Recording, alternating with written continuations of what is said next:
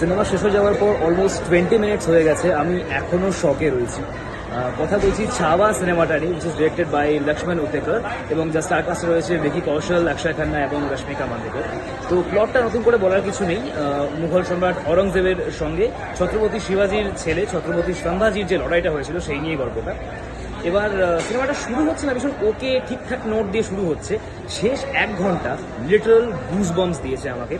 যে অ্যাকশন ডিজাইনটা করা হয়েছে আমার টেম্পারেচার বাড়িয়ে দিচ্ছিল, সেরকম রকম অ্যাকশন ডিজাইন করা হয়েছে এবং শেষটা জাস্ট কাঁদিয়ে দেবে। এবং ভিকি কৌশলের ক্যারিয়ারের one of the best performance deliver করেছে এখানে। ওর acting, or action, or attitude, or dialogue delivery to good.